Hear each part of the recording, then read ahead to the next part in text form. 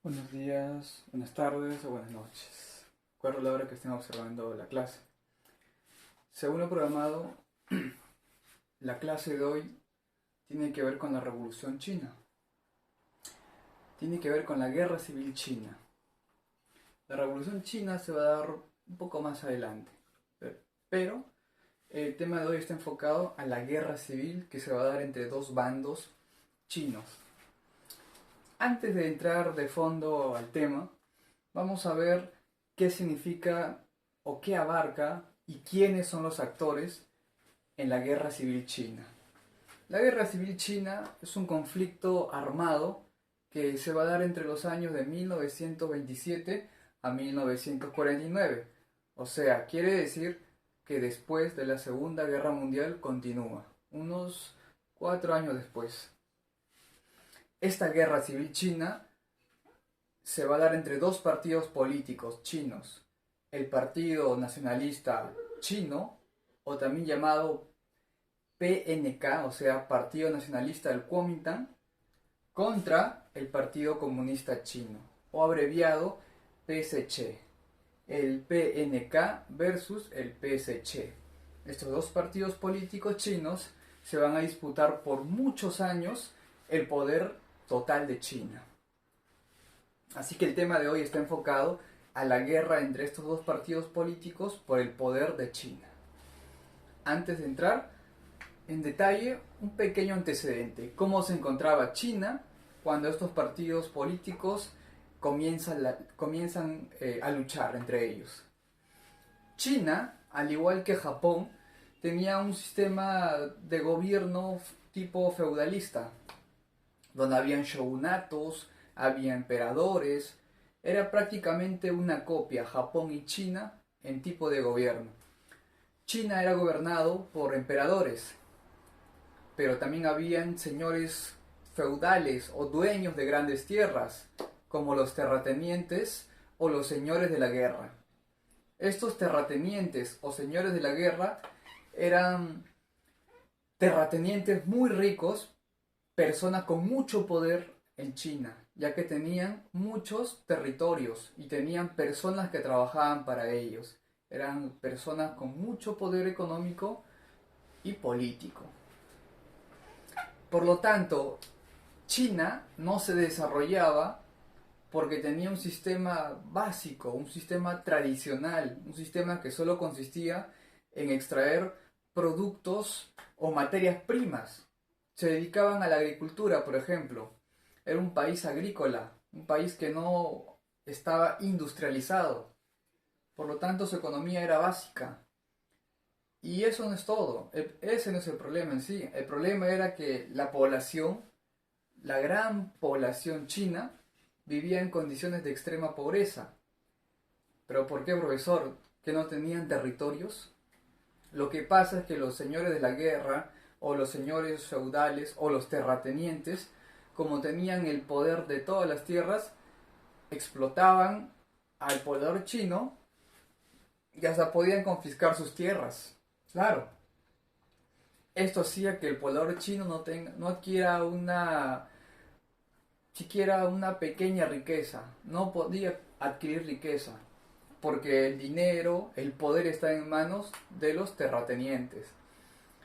Por el contrario, el trabajador chino, el campesino chino, el artesano chino, trabajaba para el terrateniente. Pero acá viene la parte negativa. Lo que, por ejemplo, lo que los campesinos podían extraer de sus tierras no eran grandes extensiones, sino que eran pequeñas parcelas, muy pequeñas, que les servían para subsistir. Estos campesinos pobres, muy pobres, lo que producía su tierra, el 70 al 60% era para los terratenientes y un 40 o 30% que producía su tierra era para ellos. O sea, los campesinos tenían que, como se dice, subsistir con esa pequeña cantidad de alimentos, porque lo que producía en gran cantidad o la mayor parte de su tierra iba para el señor feudal. O sea, eran dueños, pero a la vez dependían del señor feudal. Una pequeña parte solo era para subsistir. Ese era el panorama de los campesinos en este gobierno tipo feudal. Pero todo eso va a cambiar de a poco. Para el siglo XIX, en China, comenzaron a llegar capitales extranjeros. ¿De dónde? De Europa. O sea, países que de cierta forma estaban vendiendo tecnología a China. Y China de a poco comienza a industrializarse. Pero muy poco. Pero era un gran paso. De ser un país que se dedica a la venta de materia prima, un país agrícola, a un país que está en vías de industrializarse es un gran paso.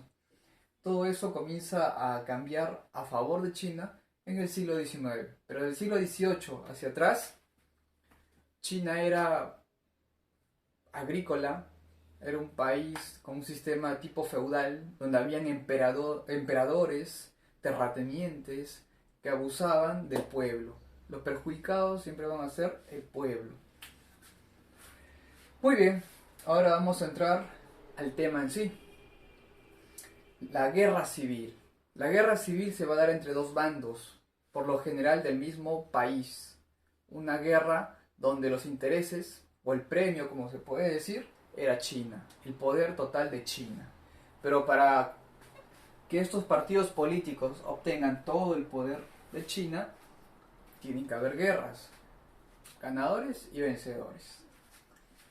La guerra civil se va a dividir en dos partes, la fase nacionalista y la fase comunista.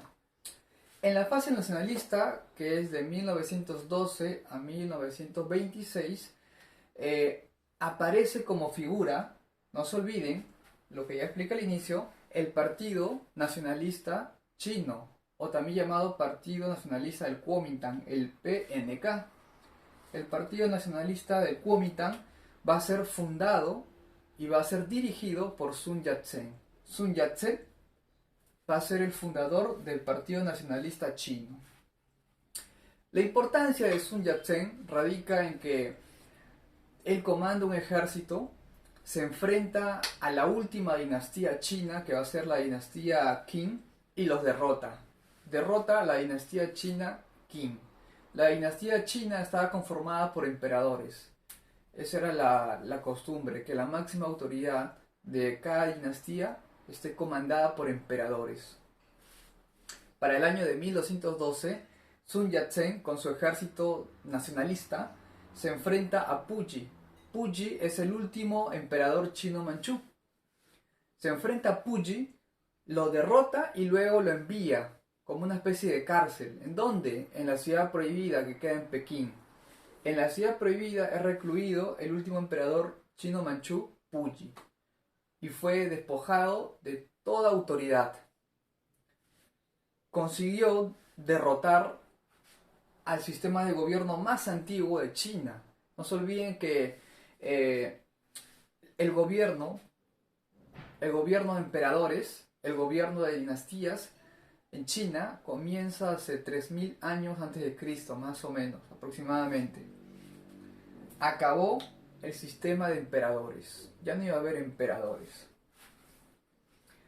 Lo que pretendía establecer Sun Yat-sen era una democracia en China. El sistema gobernado por emperadores ya pasó, ya desapareció, cayó, y se planteaba una democracia parlamentaria. ¿Qué es una democracia parlamentaria? Es una democracia por medio del voto, de la elección, pero donde los que van a, se puede decir, ser el control, el contrapeso del gobierno van a ser los parlamentarios o congresistas. ¿Qué pasó? Sun Yat-sen va a ser reemplazado por Chiang Kai-shek. Chiang Kai-shek va a tomar el control del Partido Nacionalista del Kuomintang. Ahora él va a ser el líder del Partido Nacionalista del Kuomintang. Pero Chiang Kai-shek quería establecer una república, un gobierno democrático pero conservador. No un gobierno democrático liberal, sino conservador, con ciertas normas y ciertas reglas. Esa era la mentalidad de Chiang Kai-shek, un gobierno democrático conservador. Ahora vamos a conocer un poco del Partido Comunista Chino. El Partido Comunista Chino fue creado por Mao Zedong y Zhou Enlai. Estos dos personajes van a crear el Partido Comunista Chino, o PSC. ¿Cuál era el eslogan? ¿Cuál era el objetivo del Partido Comunista Chino? Era repartir la gran propiedad que había en China, o sea, las tierras que había en China, a los pobladores más pobres. O sea, repartir territorios a los campesinos y artesanos pobres. Ese era el eslogan, el objetivo del Partido Comunista Chino. Y esto, aunque no crean, ganaba seguidores. Esto, como se dice, era positivo para el Partido Comunista Chino. No se olviden que la mayoría de la población china vivía en pobreza extrema. Y que venga un partido, un personaje y te diga que te va a regalar una porción de territorio para que tú lo trabajes y puedas vivir de eso, es algo muy positivo. Es así que el PSC poco a poco va ganando seguidores en toda China. Pero también el Partido Nacionalista. Los dos tenían sus partidarios, sus seguidores. En 1923 se va a dar una alianza. ¿Entre quiénes? Entre el Partido Nacionalista del Kuomintang y el Partido Comunista Chino. Pero profesor, si los dos partidos se odian, son opuestos, es como el agua y el aceite, se odian, tienen enemistad. Exacto, los dos partidos se odian a muerte. Pero en 1923 había un problema más grande que este problema interno, que este problema entre los dos partidos. En 1923 el problema era mucho más grande. ¿Cuál era? Los señores de la guerra o los señores feudales. Resulta que en China todavía seguía existiendo los terratenientes, los señores feudales, con mucho dinero. Es por eso que el PSC y el PNK se juntan para enfrentarse al enemigo mayor. No se olviden que cada uno de ellos son enemigos, los dos son enemigos, pero tienen un enemigo mucho más grande que son los señores feudales. Y, como se dice, por un tiempo hay que dejar de pelear para enfrentarse a estos señores de la guerra. Y es así donde hacen una especie de alianza el PSC y el PNK. Se va a dividir luego, vamos a entrar a la fase nacionalista. Todo lo que está ocurriendo aquí es parte de la fase nacionalista. La segunda parte es la fase socialista o comunista, donde, claro, van a tener como líder al Partido Comunista Chino. Se va a dar la expedición del norte, que es de 1926 a 1928. 2 años duró. En esta expedición al norte, el Kuomintang, o el Partido Nacionalista, va a reunir 250.000 soldados del Kuomintang para enfrentarse a los señores de la guerra, o a los señores feudales, o a los terratenientes. Va a dirigir su ejército al norte de China. Va a ir al norte de China. Y se va a enfrentar con los señores de la guerra. Y los va a vencer. Va a acabar con los señores feudales o los señores de la guerra. Y los va a acabar. Los va a derrotar completamente. Al haber neutralizado al enemigo mayor, que por el momento eran los señores de la guerra, el Partido Nacionalista adquirió renombre. Fue conocido mucho más por esta acción. Hasta ahí le va yendo muy bien al Partido Nacionalista Chino. Derrotó a los señores feudales, pero ahora va a tener que replantear muy rápidamente su ataque. ¿Por qué? Les había explicado que el Partido Nacionalista Chino, o el Kuomintang, se odiaba con el Partido Comunista Chino. Ya. El Partido Comunista Chino también apoyó en esta expedición al norte, aunque la mayoría de soldados eran del Kuomintang. El Kuomintang, al ver neutralizado a los señores feudales, ¿qué es lo que va a hacer? Le va a dar como se dice, la estocada, una estocada por la espalda a su aliado, que era el Partido Comunista Chino. Es ahí donde el Kuomintang aprovecha que ya venció a los señores de la guerra para atacar a su aliado, o sea, al Partido Comunista Chino. Es aquí donde el Kuomintang va a crear una especie de ejército de la muerte. Se le va a llamar la Patrulla de la Muerte. Esta Patrulla de la Muerte tenía como objetivo asesinar a todos los miembros que pueda del Partido Comunista Chino. Y como resultado, la Patrulla de la Muerte del Kuomintang asesinó a 6.000 partidarios del PSC. Mató a 6.000 socialistas o comunistas del PSC. ¿En dónde? En la zona de Cantón. Y con esto, en pocas palabras, el Kuomintang le estaba diciendo al PSC que la alianza se rompía y que iban a seguir luchando. Y eso pasó. Una vez que derrotaron a los señores feudales, el Partido Nacionalista traiciona al Partido Comunista Chino y asesina a una parte de sus seguidores del PSC. ¿Por qué lo hace? Porque el miedo del Kuomintang era de que el Partido Comunista Chino gane más seguidores y luego se rebele contra él. Posiblemente pudo ocurrir, pero no se sabe. Pero ¿qué es lo que hizo el Kuomintang? Mejor me adelanto y los asesino, para evitar que ellos me ataquen primero. Esa fue la mentalidad del Kuomintang. Esa fue la mentalidad de Chiang Kai-shek. La segunda etapa se llama el desarrollo de la guerra, que dura del 28 al 39. En este desarrollo de la guerra, Chiang Kai-shek ya había roto relaciones diplomáticas con el PSC. Ya eran enemigos de nuevo, porque ya no había el enemigo mayor. Es por eso que Chiang Kai-shek, todo vencedor, al haber derrotado a los señores feudales y al haber asesinado a parte de los comunistas, entra a Pekín, pero con el título de gobernante. O sea, como si él fuera el presidente, el rey de China. ¿Ok? Entra como gobernante de China. Entra a Pekín y se convierte en el gobernante de China en 1928. De hecho, que los comunistas no van a estar contentos. Los comunistas, al enterarse de que el nuevo gobernante de China es Chiang Kai-shek, del Kuomintang, va a tratar de hacer resistencia, pero va a ser superado. Es ahí donde los miembros del Partido Comunista Chino, dirigido por Mao Zedong, al estar perdiendo, van a tener que refugiarse. Se van a escapar y se van a esconder en unas montañas. Chapin. En las montañas de Chapin se van a esconder.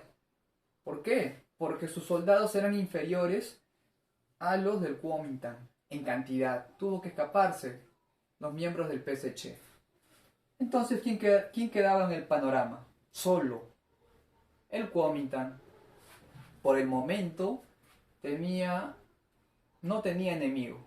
Estaba libre para poder gobernar. Otra etapa de esta fase socialista se va a llamar la larga marcha, o la marcha, o el gran escape.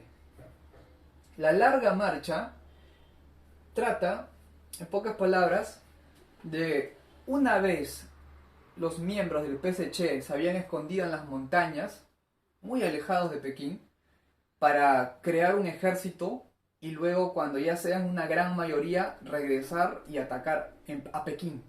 ¿Y sacar a quién? A Chiang Kai-shek. Esa era la idea de los comunistas. Refugiarse en la montaña, crear un gran ejército, regresar a Pekín y derrotar a Chiang Kai-shek. Esa era la idea. Pero no le salió el plan como pensaban. ¿Por qué? Porque cuando trataron de regresar, las condiciones climáticas no eran buenas. El ejército comunista, el PSC, que estaba conformado por 86.000 soldados comunistas, al tratar de regresar para Pekín, para enfrentarse a los nacionalistas, eh, prácticamente se redujo el 60-70% de la cantidad de soldados. ¿Por qué, profesor? ¿Qué pasó? ¿Por qué de 86.000 solo quedaron 8.000? Hubieron varios problemas en la regresada. ¿Cuál? Frío, pasaron hambre, enfermedades y como resultado los 86.000 soldados que marchaban rumbo donde se encontraba Chiang Kai-shek fallecieron y solo quedó 8.000 soldados comunistas. O sea, no pudieron soportar. Y encima, había otra parte del ejército comunista que fue masacrada por los nacionalistas. O sea, esa parte de soldados que se tenía esperanza de que se unan al ejército reducido de Mao Zedong fueron asesinados. Me dirán, profesor, o sea, 8.000 soldados a 200.000 soldados del Kuomintang no es nada. Claro, no, pero no todo le fue mal al Partido Comunista Chino. Perdieron miles de soldados, pero de diversas partes de toda China comenzaron a llegar más seguidores comunistas, mucho más. Y este ejército de 8.000 se triplicó, se sextuplicó, y poco a poco fue aumentando la cantidad de soldados. Claro, masacraron a una parte de soldados, los nacionalistas, pero de otras partes de toda China comenzaron a llegar más soldados, y estos 8.000 aumentaron a una cantidad muy, muy grande. Le costó mucho recuperarse a los comunistas, pero lograron recuperarse. Y los nacionalistas ahora sí deberían tener miedo, porque este ejército va a crecer mucho más y le va a hacer frente a los nacionalistas. En este contexto, siguiendo las etapas, se da el segundo Frente Unido, del 39 al 40, un año. En este segundo Frente Unido, ahora aparece otro enemigo, que son los japoneses. Los japoneses van a invadir la isla de Manchuria, en el contexto de la Segunda Guerra Mundial. La isla de Manchuria le pertenecía ¿a quién? A China. Pero Japón, aprovechando el contexto de guerra mundial, en la Segunda Guerra Mundial, invade la isla de Manchuria, Japón. Los comunistas cada día ganaban más seguidores. Me van a decir, profesor, ¿y por qué ganaban tantos seguidores? ¿Qué pasaba? Los comunistas, como había explicado, tenían un buen discurso. Las promesas, una vez que Mao Zedong llega al poder, eran muy buenas. Prometían dar territorios. Por ejemplo, había muchos chinos comunistas que tenían deudas. ¿Qué es lo que prometía el Partido Comunista Chino? Hacer que sus deudas se aplacen, regalarles tierras y darles más beneficios que el Partido Nacionalista no le daría. Es así como gana muchos seguidores en toda China. Y este pequeño ejército va creciendo más y más. Buen discurso, promesas muy buenas. ¿Qué pasó? Como estábamos en pleno contexto de invasión, ¿qué ocurre? El Kuomintang y el Partido Comunista Chino tenían que unirse de nuevo. ¿Por qué? Porque apareció una nueva amenaza a los japoneses. Si no querías que tu país, China, sea invadido por Japón, tenías que sí o sí hacer una alianza con el enemigo, o sea, Kuomintang y PSC. Pero había un gran problema. Chiang Kai-shek no quería esa alianza, estaba en contra de la alianza con el Partido Comunista Chino.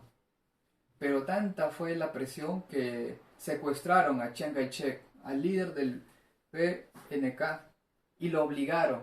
Me dirán, Profesor, seguro los comunistas obligaron a Chiang Kai-shek a que firme el acuerdo de alianza. No, los que obligaron a firmar este acuerdo de alianza fueron los mismos oficiales del Kuomintang, o sea, de su partido. ¿Por qué lo obligaron? Porque la amenaza era mayor, mucho más grande que la amenaza del Partido Comunista Chino.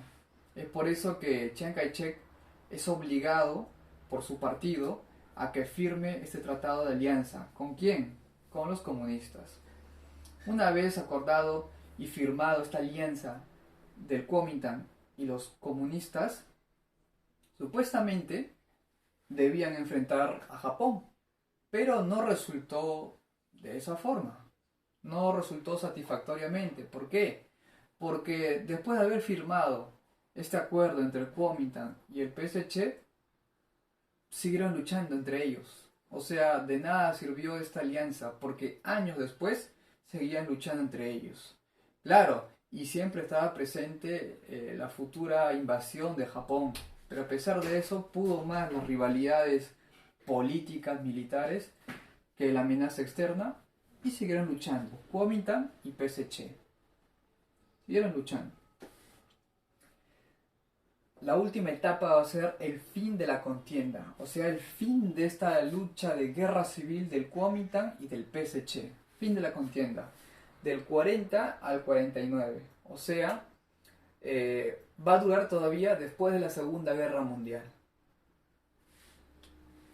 En 1947 el PSC va a realizar una gran ofensiva.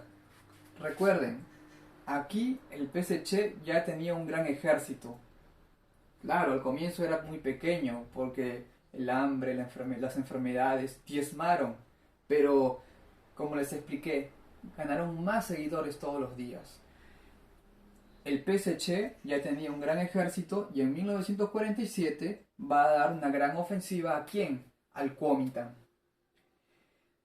El Kuomintang sí le pudo hacer frente al PSC, pero tuvo problemas internos. Por ejemplo, había problemas de corrupción, no había organización en el ejército del Partido Nacionalista y como resultado, el Partido Nacionalista tuvo que, lo mismo que hizo el PSC al inicio, escapar de los nacionalistas para no seguir siendo masacrados.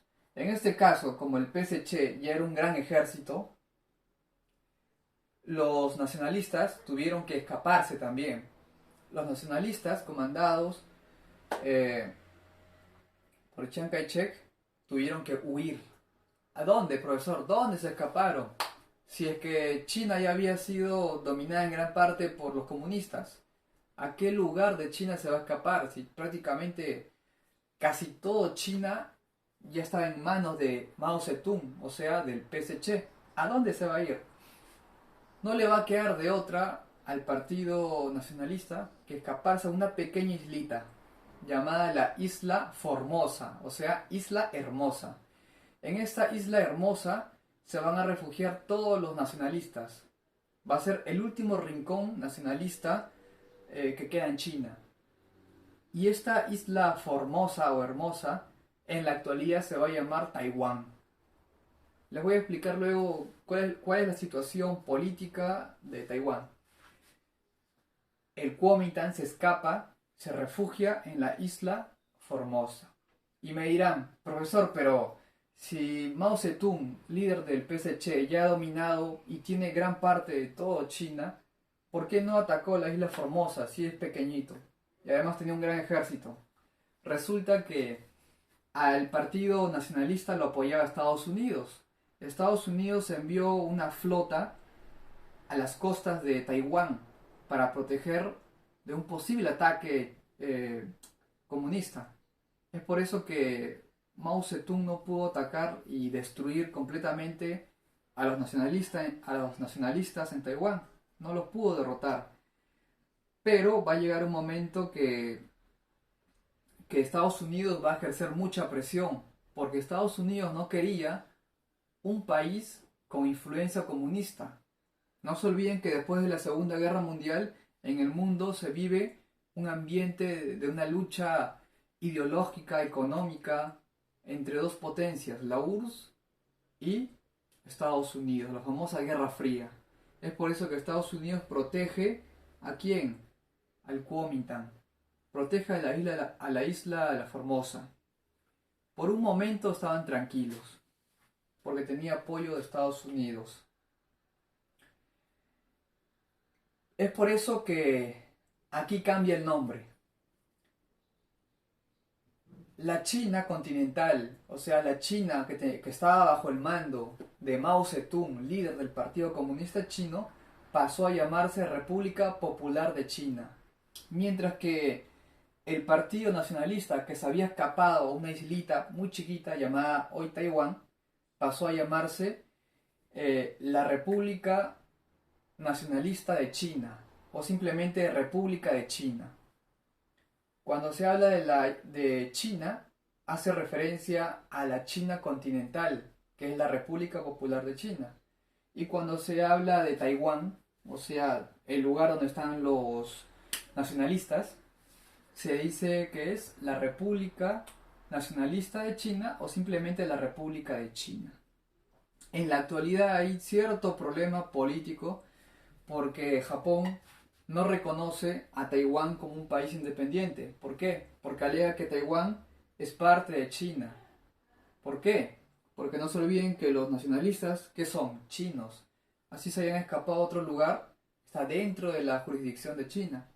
Pero no es reconocido como país. Para China, Taiwán no es país, sino que es una provincia de su país. Pero otros países en el mundo, algunos, muy pocos, sí reconocen a Taiwán como un país autónomo. Pero en la actualidad, Taiwán no es un país 100% autónomo.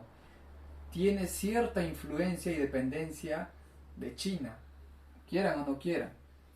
Pero hay algo positivo en Taiwán. Taiwán es un país desarrollado, uno de los se encuentra en el puesto número 15 de países más desarrollados en el mundo. Taiwán tiene grandes industrias, tiene un muy buen servicio en lo que es medicina, seguridad. Taiwán tiene un origen nacionalista. Taiwán se creó de chinos nacionalistas, del Kuomintang, pero en la actualidad Taiwán se ha desarrollado a pasos gigantescos. Es uno de los países a nivel comercial y económico más poderosos. Taiwán, a pesar que es una pequeña isla que todavía hay disputa sobre a quién le pertenece Taiwán, a China o Taiwán es un país autónomo. Hay todavía esa controversia. China no lo acepta como país autónomo, porque considera a Taiwán como parte de su país. Bueno, eh, eso sería todo. Nos vemos en una próxima clase.